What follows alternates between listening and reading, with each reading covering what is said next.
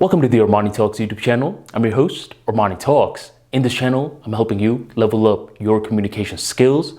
In this episode, we're entering the world of public speaking, so I could talk to you about the number one hidden benefit of Toastmasters. I already know what you're going to say.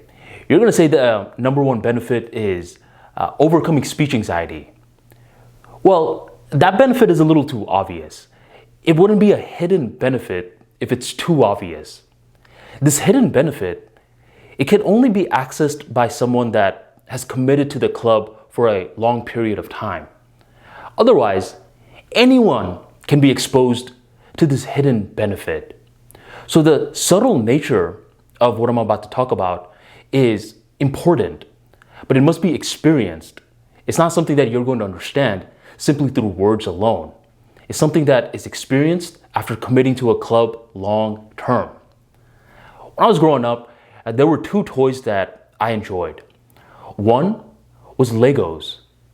I still like Legos a lot because they give you all these different block structures and you could build whatever you wanted to build. At times, I would build a big castle. Other times, I would build a very long bridge. And other times, I would build a very stumpy looking house.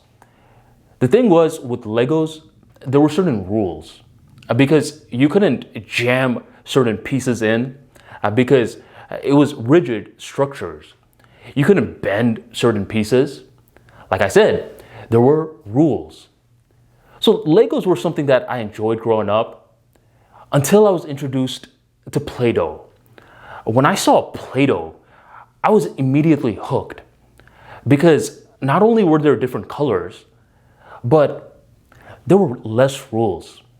You could do more things with Play-Doh. There were more structures that you could create, more flexibility. It seemed as though my inner artist could start playing with Play-Doh. As I started to grow up more though, I started to see the value of both the toys. There was no reason to pin one against the other. Both were needed. Well, in terms of Toastmasters, it has a little bit of Legos and it has a little bit of Play-Doh as well. In terms of Legos, there's rules to the club. Basically, you can't be one of these guys that's giving a presentation for 30 minutes when you are supposed to give a presentation for 8 minutes. There's a rule, otherwise you'll get disqualified. There's other rules in terms of what kind of speeches that you should be giving based off of your curriculum. Other rules about how to evaluate someone without hurting their feelings or sugarcoating it too much. Without the rules, Toastmasters would become like Wild Wild West. And so we need the rules. We need the Legos.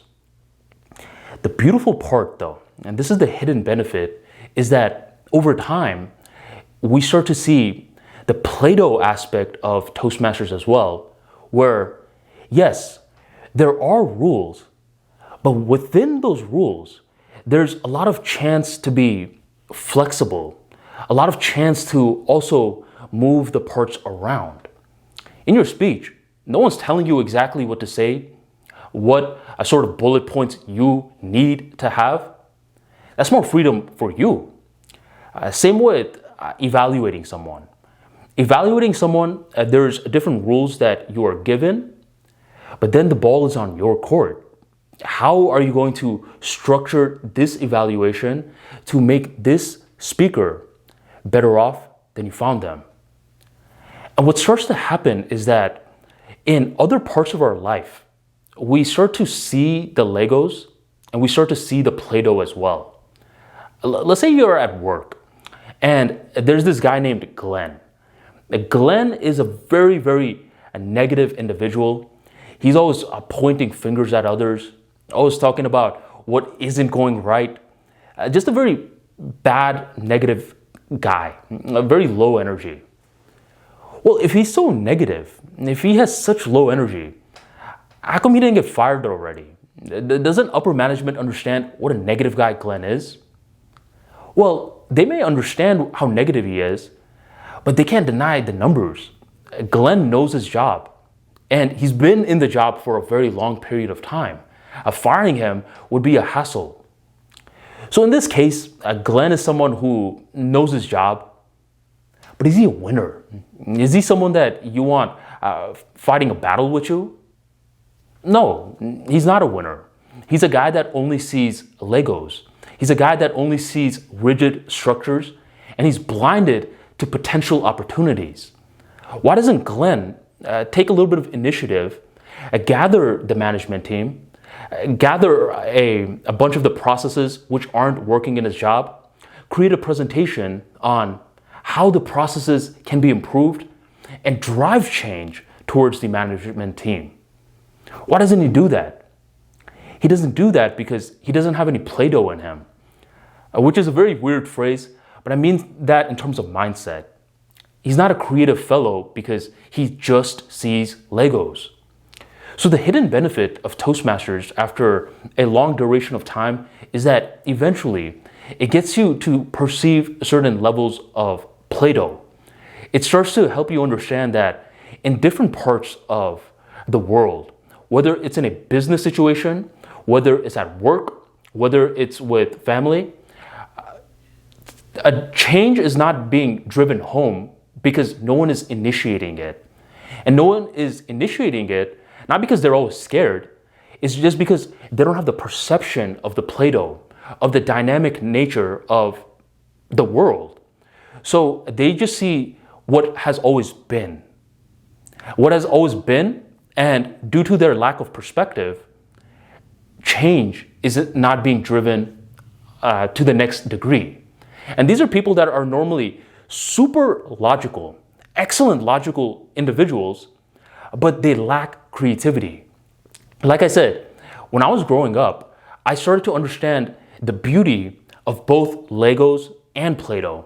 I no longer pin them against each other because both are needed. If I'm just a PlayDoh kind of guy, then I could be like, well, Glenn, how come Glenn doesn't learn how to fly?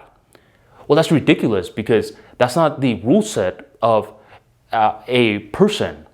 For a person, there are certain limitations that we have. So by combining Legos with PlayDoh, we acknowledge current limitations while flexing the mind to push past those limitations from the ground rules that we have. So these are one of the hidden benefits in regards to Toastmasters that it takes a while for you to perceive it. And for you to perceive it, it's not just about giving a speech and then going home. It's about giving a speech, participating with the other members, understanding what walks of life they're coming from. Why is it that people from so many different parts of the world are trying to learn public speaking? This is a process of unification between and among different groups of people. What else can you do to further perceive these subtle nuances? Try to do a leadership position. Try to move up in the club.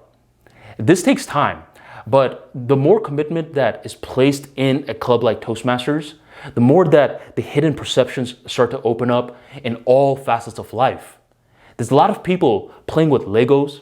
A lot of people don't even play with Legos. They just operate in the castle and the buildings that have already been created for them. But very, very few people are capable of unlocking that perception and understanding the PlayDohs, understanding how to use their words to make opportunities extremely malleable and use their words to drive change on a very micro, niched level, which eventually spills over to a societal basis. So if you are going to join Toastmasters, take some time to see how bad do you want it? Are you going to commit to it long term? And if you are going to commit to it long term, then you won't understand this subtle hidden benefit on an intellectual level. You'll understand it on an experiential level. That's what we're going for. Thank you for joining the ArmaniTalks YouTube channel, and I'll catch you on the next episode.